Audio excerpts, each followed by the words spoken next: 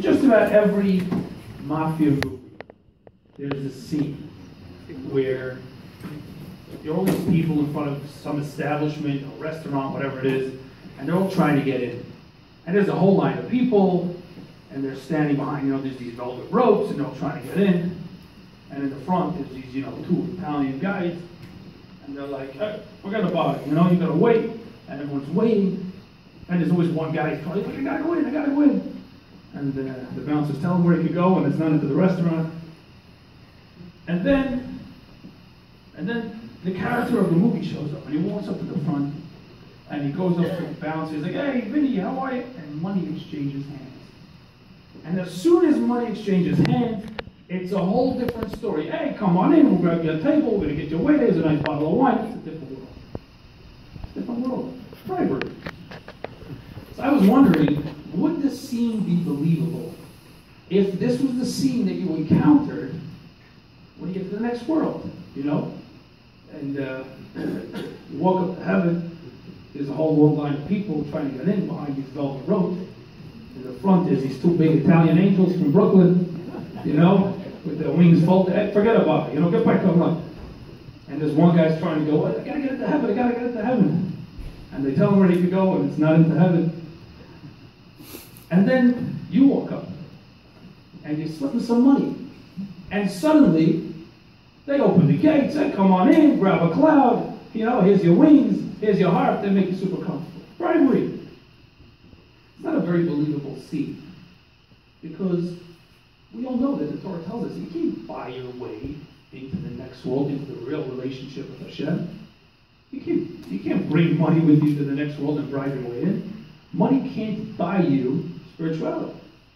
It can't buy you that connection, which is why it's so strange that Hashem says to Moshe, as the beginning of this atonement for the sin of the golden calf, every guy should bring half a shekel and donate it.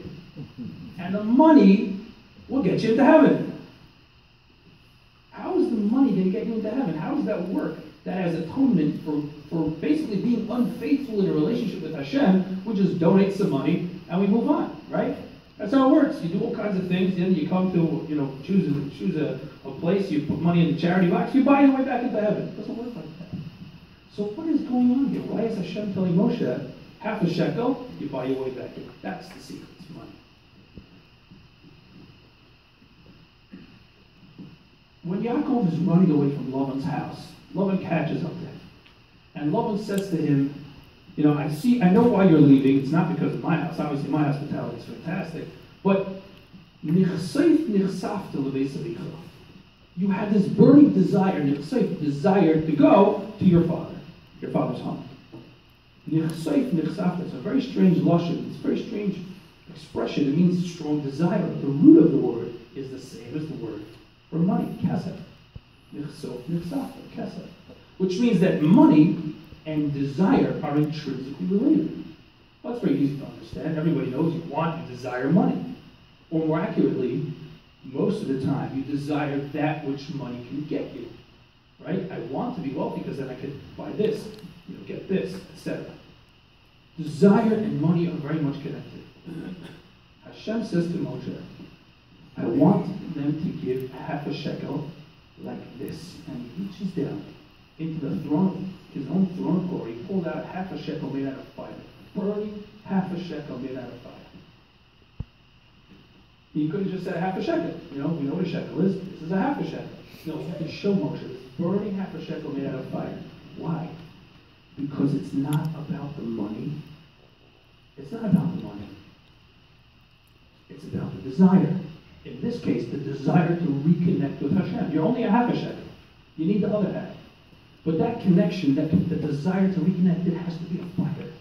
It has to be that desire that burns. And that's what Hashem wants. Hashem doesn't need your money. He doesn't need anybody's anything. What does he want? He wants that connection. You broke the connection. You were unfaithful. You served another God.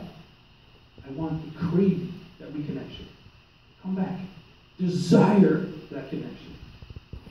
That's what Hashem is saying. It's not money. Money can't buy you that thing. But when you exchange money, obviously what you're getting for the money is something you desire more than the money. If you spend $10 on something, you desire that object more than you wanted the $10.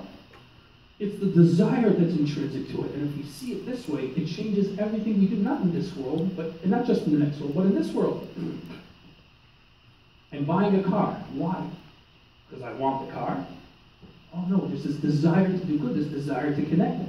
There's this burning desire to, with the car, I can do mitzvahs, I can provide for my family. I could enable people to go greater distances and do bigger things. I could deliver food to people who need it, transport people who don't have a car, etc. Wow, look at all the connections that you make. That's the desire to connect. When you look at anything that you're spending money on, whether it's a car or a house or a cup of coffee, why? Is it because I want the cup of coffee or I need the energy to be able to accomplish great things? So that kind of money, that money can buy you anything. That money can get you into the next world. Because it's not about the money. It's about that fire, that burning desire to connect. That can change everything you do in this world. And yeah, that's the currency.